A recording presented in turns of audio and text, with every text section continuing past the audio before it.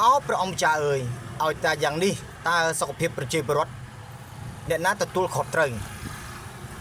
នេះគឺជាបទសម្ភាសតាមទូរស័ព្ទពាក់ព័ន្ធនឹងរោងចក្របារីដែលគ្មានស្លាកយីហោត្រឹមត្រូវរបស់ជនជាតិចិនដែលបង្កមានផលប៉ះពាល់សុខភាពនិងជះក្លិនចេញពីរោងចក្រផលិតជាពិសេសកាកសំណល់កំទេចថ្នាំជក់ដែលសេសសល់ពីការផលិតយកទៅចាក់ចោលក្នុងមូលដ្ឋានរបស់បងប្អូនប្រជាពលរដ្ឋកម្មករកម្មការិនីរស់នៅទៀតផងបាទដូចនេះសូមស្ដាប់ការសម្ភាសរវាងអ្នកសារព័ត៌មានជាមួយនឹងមន្ត្រីបរិស្ថានខណ្ឌដង្កោដូចតទៅ Hello គឺបងខ្ញុំអង្គភាពសារព័ត៌មាន SA News បងខលចេញពីខណ្ឌដង្កោទៅបងពាក់ព័ន្ធរឿងឃ្លាំងមួយដែលទុកនៅតំណែងបរិយជនជាតិបរទេសបងចិនហ្នឹងបងដឹងទេបងចង់ដឹងទេចេះមានសារព័ត៌មានណាមិនខែមុនរបស់តែខ្ញុំណាពាក់ព័ន្ធឃ្លាំងឯនេះអត់ពាក់ព័ន្ធខ្ញុំទេតែបើថាឃ្លាំងនោះវាចេញផ្សាយមកពលវាពលទឹកខាត់លេងជាប្រវត្តិហ្នឹងគឺខាងសំណល់ដែលដុតទៅនៅក្នុងបាទឲ្យឃ្លាំងចុះបងឃ្លាំងនេះបាត់វាយ៉ាងឲ្យខ្ញុំទៅធ្វើមិនគេចេះក៏មានវិជាវិបាលខណ្ឌចុះជាក្រុមការងារអត់ទៅរួចបាទខ្ញុំមករឿងអាចុំម្នាក់ឯងគេហៅទៅពីបាទចុះបងជឿលោកសាតែសិនមិញខ្ញុំទៅ4អង្គពីបងទៅចុះស្គាល់កន្លែងដុតសម្រាមមកដុតកន្លែងកាក់សំណល់បរិយហ៎បង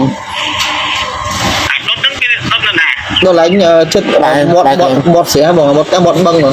តែមានទឹកហ្នឹងដីខាងក្រោយផ្ទះជួលរបស់បងប្អូនកម្មការនេះដែលធ្វើការនៅម្ដុំហ្នឹងបង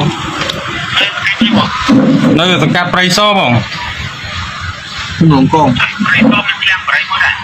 មាននៅក្នុងភូមិលំកងបងកាត់ព្រៃសរខាងដង្កោយើងខ្ញុំអត់ស្គាល់ដែរនេះបើឃ្លាំងទៅច្រើនពេកដល់ចឹងអូហ្នឹងមកជួលហ្នឹងឃ្លាំងច្រើនបងទៅខាងសាលាកាត់តើតោងទៅខាងសាលាសកាត់វិញទេបងចាក់ខ្លាំងមួយចំនួនទៅចុះបងអធិស្ឋានពាក់ព័ន្ធនឹងបរិស្ថានត្រូវតាក់ទងទៅខាងបងមន្ត្រីខាងជំនាញខាងបងហើយបាទបរិស្ថានតែបើមានមិនដឹងវាលៀនអត់តចូលរដ្ឋបាលមកទៅតែបារាចាអញ្ចឹងហើយអាតបកម្មកែឆ្នៃឈើមួយខាងឯហ្នឹងគេថាពីដឹកចូលរដ្ឋបាលកាត់យកគេចាចូលការចល័យទៅកិច្ចមកការចល័យទៅកិច្ចវាមានខាងឧស្សាហកម្មទេណាបាទចូលដែរគាត់ជាជំនាញគាត់ផ្ដល់ជាបរិយាការចល័យយុទ្ធផលខាងក៏ចូលដែរជួយផ្ដល់ផ្ដល់ប្រទេសទីបាទយើងទៅតែនោះគេថាគេចប់ទៅក្នុងហ្នឹងបាទតែនេះខ្ញុំគ្រាន់តែរាយការណ៍ជុំវិញព័ត៌មានបឋមទេពាក់ព័ន្ធនឹងការសំណល់នៃការដុត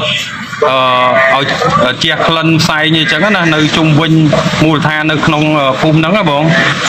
បាទបងចេះកន្លងមកសំណល់ឧស្សាហកម្មដល់វិស័យគេមានរត់នៅទីលានចាក់ប្រាំងបាទតែនេះអត់មានទេណាបងនៅដុតនៅជាប់នឹងដីឡូនៅជាប់នឹងផ្ទះជួលរបស់កម្មការនេះហ្មងបាទបងមកឲ្យជួយតម្លាក់លោកសិនតែខ្ញុំមកមើលហើយមិនតាក់ទងទៅសកាត់ពុកសកាត់បាទបងបាទដល់មកចេះក៏រាយការណ៍មកខាងដែរបាទអានេះគឺជាព័ត៌មានរាយការណ៍បឋមជូនបងទេបាទបណ្ដោលសតិបរិយបណ្ដោលវិជ្ជាសាស្ត្រទីគេទៅការគេដុតនៅលើទីលានបាទទៅខាងទីលាន